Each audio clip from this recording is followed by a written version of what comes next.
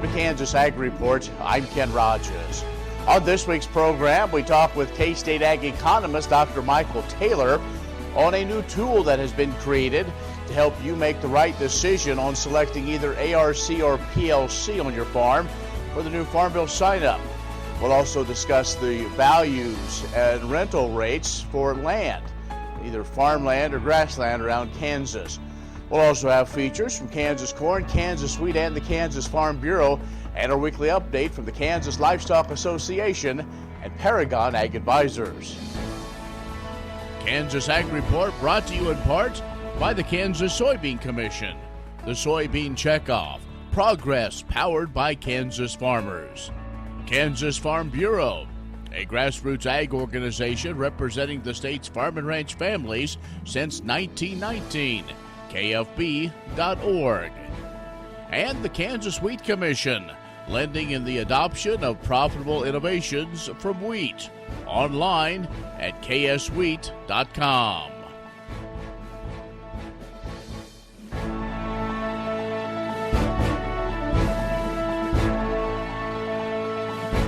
In agricultural news from agview.net, in a report of this year's Kansas wheat crop, preliminary data came in from nearly 14,000 carlot samples from 48 counties, and it showed an average test weight of 61 pounds per bushel this year, that according to the National Ag Statistics Service and Kansas Grain Inspection Service.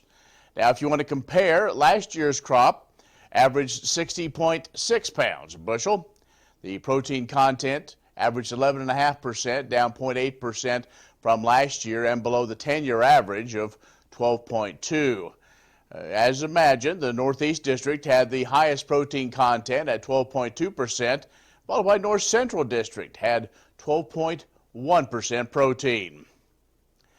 A U.S. banking regulator says more farmers falling behind on loans held by community banks when compared to last year. The Federal Deposit Insurance Corporation says it's watching for more risks in the ag sector. In its quarterly report, the FDIC says that the share of long past due farm loans held by community banks, which are the major agricultural lenders, 1.2% in April through June. Now that's up 13 basis points from the same time a year ago. This ratio captures the share of farm loans that are at least 90 days past due, or those loans which no longer are accruing interest because of doubts of repayment. And the fire at the Tyson Foods plant in Holcomb caused minimal volume losses to the company as it moved production to other plants.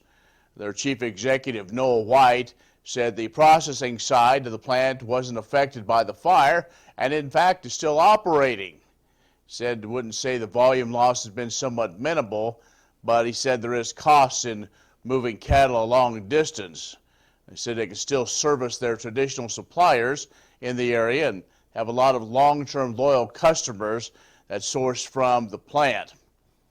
In a release, they said they've been able to move those orders to a number of the other plants, and they expect the plant to get fully operational in the new year, probably early January.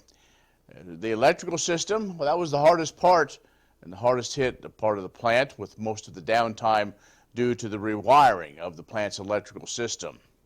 That is a check of Ag News. We'll have more coming up. Kansas Ag Report brought to you in part by the Kansas Livestock Association, supporting members' business interests and meeting consumer demands. KLA.org.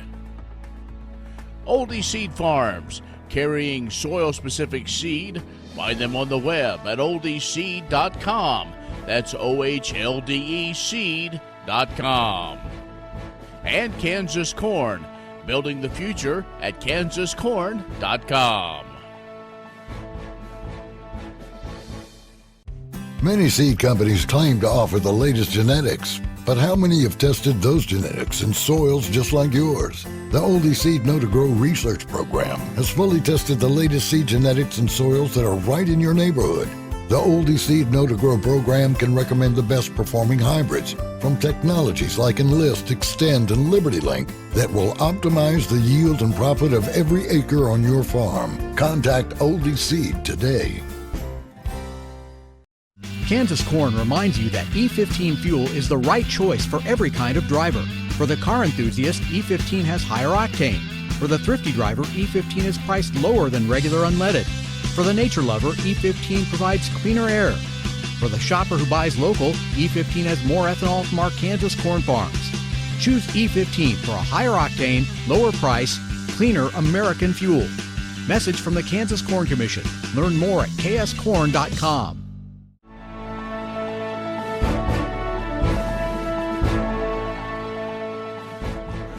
And recently at the K-State Risk Profit Conference, a lot of topics were discussed, and one of those is the new Farm Bill. And joining us is Dr. Mykel Taylor, K-State Ag Economist. She was one of those that presented, and we're just about to that time where a sign-up will be upon us. And while we think a lot of things stay the same, we do have some changes. We do. We are going from a 5-year decision to a 2-year decision followed by single-year decisions. And so this is really going to change the game, I think, for producers in terms of they don't have to try to anticipate what prices and yields are going to do over a 5-year period, which is darn near impossible to do. And instead that they can go from year to year and evaluate the market situations and then decide which program, ARC versus PLC, is better for them. In the current kind of state of the ag economy, with 2019 being one that has had a lot of different scenarios play into it with acres, do you think that would skew things, or simply a matter of and what I guess what I'm getting to is some of the tools that are available to really put your numbers in to see what might work on that operation? Right. It's hard to make generalizations about which program is best depending on your commodity and the county that you're in. So what you really want to do is use the tools that are out there. K-State has a tool, Illinois has a tool, Texas A&M has a tool. Plenty of options for you out there. Put your own numbers in there and your own assumptions, and then you can figure out which scenarios work best for you. One of the questions probably that farmers ask is, did I hear right? I can make that first determination, but then after 2 years I can make that change, so I'm not locked in. I maybe have a little more flexibility than in the past. That is true. We have the flexibility. We are locking in for 2 years, and then it's every year after that. And I think that farmers are going to appreciate having that flexibility, especially if we see a dramatic change in prices over the course of the next couple of years, which we could see. We saw it with the last Farm Bill. It's very possible we'll see it again. What do you see else? Is there something else out there that farmers should be aware of? I mean, the ARC PLC has been probably gathered the most attention. Sure. We're also looking at the possibility that prevented planting situations where you have a zero yield because you weren't able to plant anything, that ARC Individual might work out well for people. And ARC Individual was not a very popular program last time around. So now we want people to at least, consider it in their toolbox in case they're in a scenario where it might work well for them. And again, some of the best place to find the information is at the K-State Ag Economist website, Ag Info Manager, correct? Yeah, agmanager.info. We want to send people there because that's where we put all of our information, and we're updating it continually, so stay engaged with that website and you'll get the latest information. And again, just days away from sign up, and so, but do it right away, but you have the tools available to put the numbers in on your farm to make that determination. And it's one thing maybe to talk to your neighbor, but if you know your own numbers, that'll help you make a better decision. That helps, yes. All right.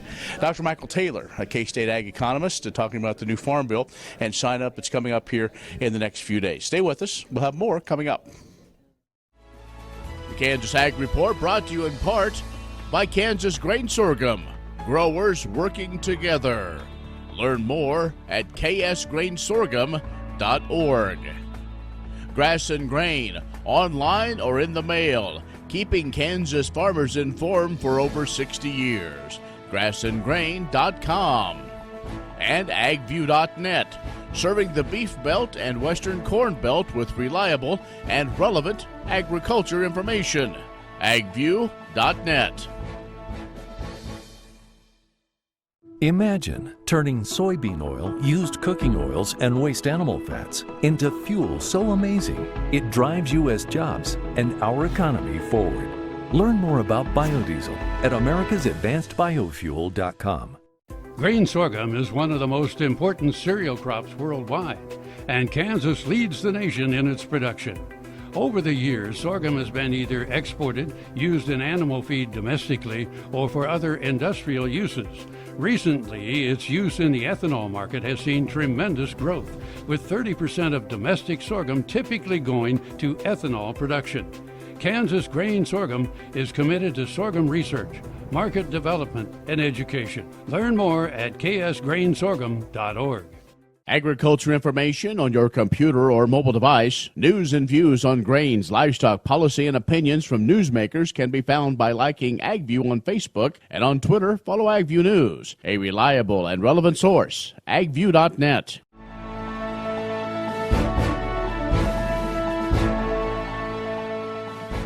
And joining us once again, Dr. Mykel Taylor, Ag Economist at K-State, one of the presenters at the annual Risk Profit Conference, took place just a few days ago.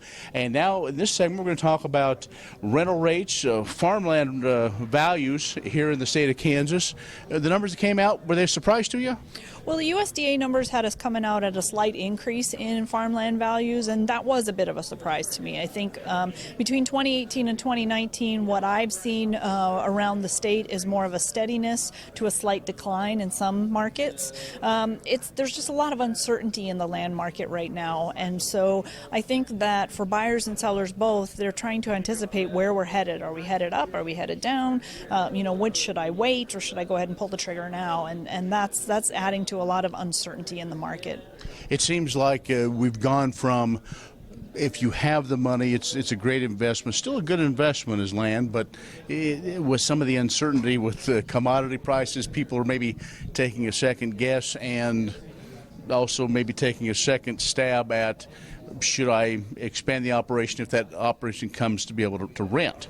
Right. So in a downturn farm economy, there are going to be opportunities to rent and buy land from people who decide to exit and stop farming. And the people who are well positioned financially are going to be able to take advantage of that opportunity and grow their farms. So land is still a good investment. It's still the number one asset, in terms of value on farmers' balance sheets. And, you can't grow your operation without it.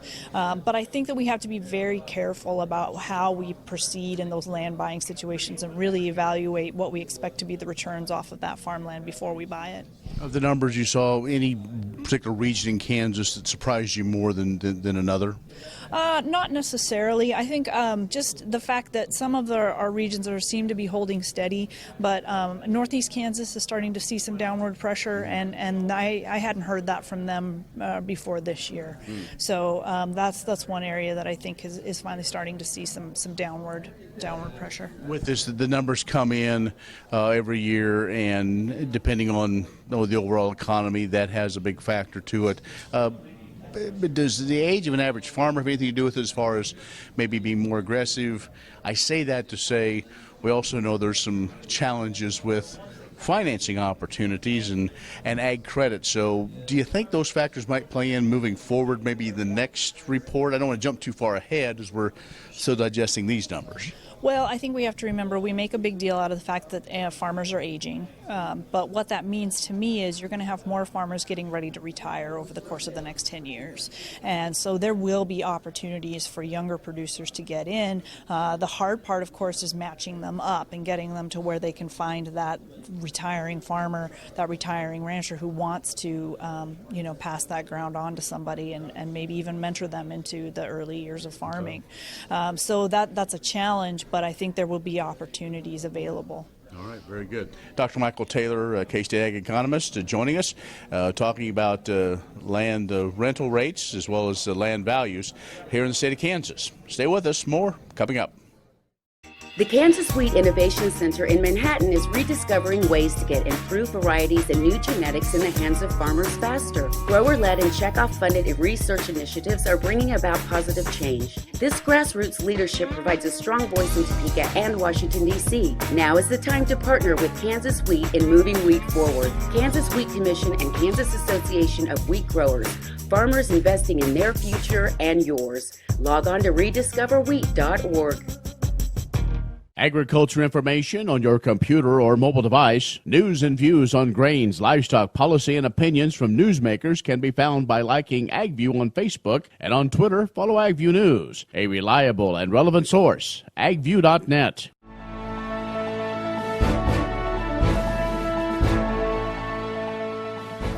Excited. We are about slightly more than halfway through Corn Core Class 3 and have now opened up applications for Class 4. And Corn Core is our young farmer program for any farmer producer in the state that is 21 to 45 and grows corn in Kansas. It's open to both individuals and couples. Out of Class 3, we've actually had more couples participate, and so that's been an interesting difference in our classes, but we open it up as a business development program. So it's really an opportunity for anyone that's interested to learn more about themselves, learn more about their business to help move things forward, and also getting to learn more about what we do with Kansas corn. It's the program itself is 4 sessions. 3 of them are held over the weekends in the winter to help with kind of trying to miss some of the really busy times for farmers. And then the trip in the summer is a week long, 5 days, that we go to a different place around the country with each class. So it gives them an opportunity to see production ag that's not corn production. And each class gets something different out of it. They also, not only what they learn from the sessions, but they get a network of great young farmers that they can learn from, they can go to.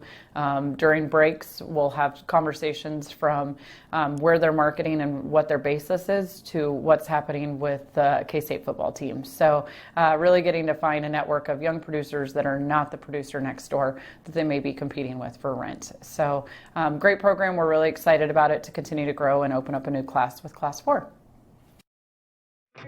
Next time you see a beautiful field of corn, reach out and thank the farmers who work tirelessly to raise corn for livestock feed, renewable fuels, and exports to feed a growing world population. The farmers on the Kansas Corn Commission work for Kansas corn with grower-funded checkoff dollars that support foreign and domestic market development, research, promotion, and education to expand opportunities for Kansas farmers. To learn more, visit kscorn.com.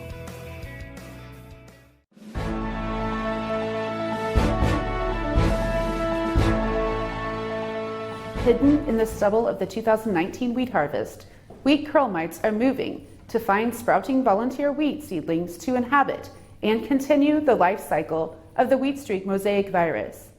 The wheat streak mosaic virus, instigated by these mites, seriously affects the total yield of next year's wheat crop. On average, wheat streak mosaic virus causes $75 million in losses to Kansas wheat farmers every year. Wheat streak mosaic virus can cause a yield loss of more than 80%. It isn't treatable, but it is preventable.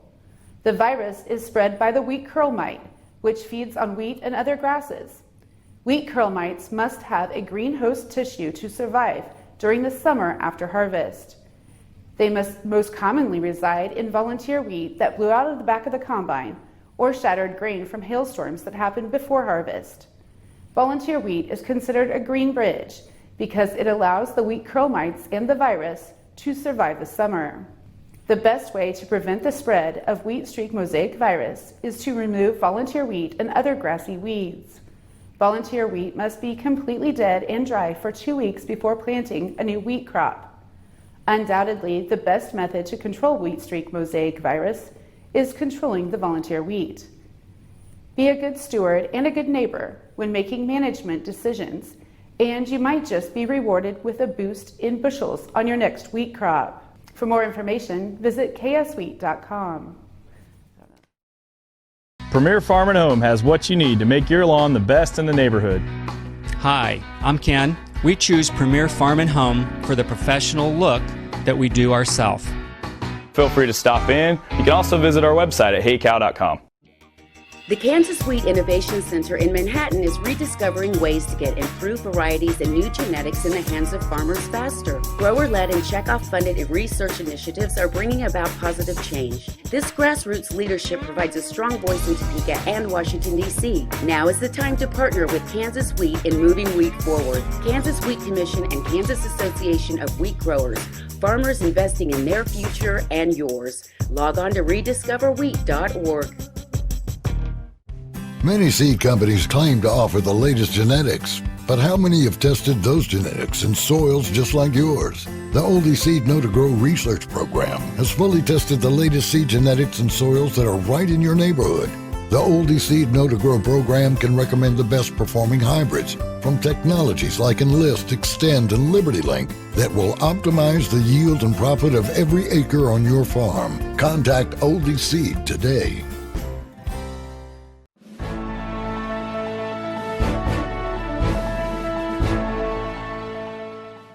We're here at Colby, third day of our Farm Bureau experience, started on Monday outside Lawrence. Like I said, I told the group tonight, I think this is something you do only when you have a chance to go with a group and see places you'd never see otherwise. And I learned extremely amount. There's places in Kansas I saw I didn't know existed, mostly in agribusiness and the type of things they're doing for the communities and employing the people. It's pretty amazing, actually, what's being done. I started in Morris County as a county secretary, and that's where I first learned about Farm Bureau and stuff, and I was totally hooked on the association side because I was insurance and association secretaries both. And then we moved to Manhattan when my husband took a job in Alma as an ag teacher, and we had a farm up there where we moved to and stuff, and so then I was just involved in Farm Bureau and eventually went back to work and got a job up there and worked at the state headquarters for 26 years. And then I retired from that and wasn't involved for a couple, 3 years. And then Waubonsee County, where we're members, asked me to be on the board. And so I've been on there for like 7 years now, and 3 years of that has been president. And it's been a lot of fun. A lot of good people, made lots and lots of friends, and just the things that Farm Bureau do in the county, they really are the voice of agriculture. Green sorghum is one of the most important cereal crops worldwide, and Kansas leads the nation in its production. Over the years, sorghum has been either exported, used in animal feed domestically, or for other industrial uses. Recently, its use in the ethanol market has seen tremendous growth, with 30% of domestic sorghum typically going to ethanol production. Kansas Grain Sorghum is committed to sorghum research, market development, and education. Learn more at ksgrainsorghum.org. I'm Scott Thellman, and this is Juniper Hill Farms. Even though my parents weren't farmers, they bought this beautiful farm north of Lawrence in 1999. In 2010, I started growing vegetables on this land. Today, Juniper Hill Farms sells produce to wholesalers, grocers, and restaurants, and is focused on growing high-quality food that everyone can afford.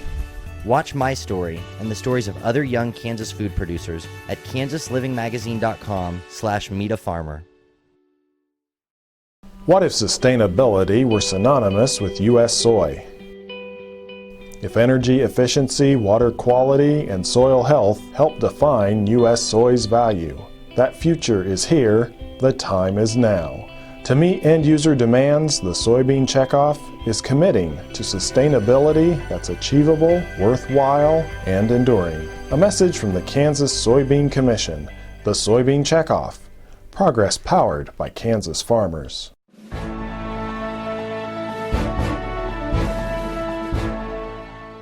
Steers owned by G&J Meats Farm and Ranch of Leroy and heifers owned by Arndt Farms of Emporia were the winners of Grand Awards at Flint Hills Beef Fest in Emporia. The awards are based on the best combined finish in the Grass Futurity and Livestocker Show. The G&J Meats entry also won the steer division of the Livestocker Show. Second place was a pen of steers owned by Derbyshire Farms of Hartford, with cattle owned by Anderson Ranch of Alma winning third. Hahn Ranch of Fall River had the champion pen of 3 in the heifer division of the Livestocker Show. Spring Creek Ranch of Cassidy owned the second place pen of heifers, followed by the grand award-winning entry from Arndt Farms of Emporia in third. Anderson Ranch of Alma had the champion pen of 3 in the steer division of the Grass Futurity, with the cattle gaining 2.35 pounds per day. The grand award-winning steers from G&J Meats won second in the Grass Futurity, gaining 2.22 pounds per day. A pen of steers from Putnam Farm of Emporia finished third with an average daily gain on grass of 2.07 pounds. The heifer grass futurity was won by the grand award-winning pen from Arndt Farms of Emporia with an average daily gain of 2.64 pounds. Loomis Ranch of Council Grove owned the second place heifers, which gained 2.54 pounds per day. Third place was a pen of heifers from Spring Creek Ranch at Cassidy that gained 2.47 pounds per day. A total of 111 steers and 102 heifers competed in the Beef Fest Grass Futurity and Live Show. Kansas Corn reminds you that E15 fuel is the right choice for every kind of driver. For the car enthusiast, E15 has higher octane. For the thrifty driver, E15 is priced lower than regular unleaded. For the nature lover, E15 provides cleaner air. For the shopper who buys local, E15 has more ethanol from our Kansas corn farms. Choose E15 for a higher octane, lower price, cleaner American fuel. Message from the Kansas Corn Commission. Learn more at kscorn.com.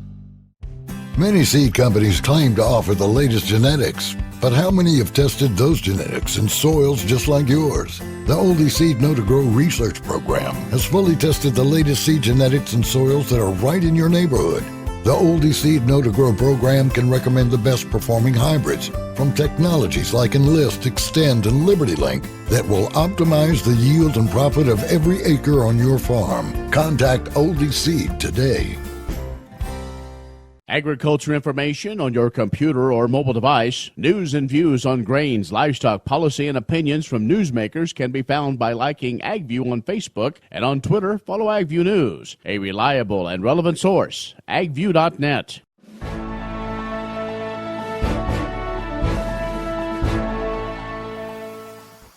Good morning. Mitch Dewar here with Paragon Ag Advisors. It has been a wild and interesting ride for the ag sector this summer. We started off with poor weather conditions that led to late planting, driving the corn market to 5-year highs with hopes of more. After June's USDA planted acreage report, the market was shocked. This was the first time the market questioned if maybe more acres were planted than originally thought. The market recovered from those losses but started to trade lower the end of July heading into USDA's August report, which also contained the resurvey information for the planted acres. Many people were surprised once again with the USDA results, and the market fell roughly 50 cents in 3 days and is currently trading near session lows. After huge losses these past couple months in both grain and livestock markets, producers are asking themselves if they are going to be profitable this year. With the delayed maturity of this year's crop, potential production still carries a degree of unknown. What we do know is that corn is over $1 under the summer high. Some producers were able to take advantage of this summer rally through a combination of marketing tools and the appropriate mindset. However, several producers missed out on this summer rally.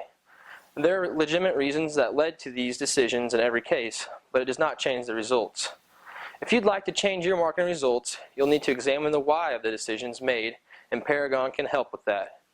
Give us a call here at 888-452-8751. I'm Mitch Dewar with Paragon Ag Advisors, and have a great rest of your day. Well, that's our show this week. Be social with us online at KansasAgReport.net. Like us on Facebook at Kansas Ag Report Television Show. Follow us on Twitter at Kansas Ag Report. We thank you so much for all the new friends we're making on social media. I'm Ken Rogers. Thanks for watching. We'll see you next week.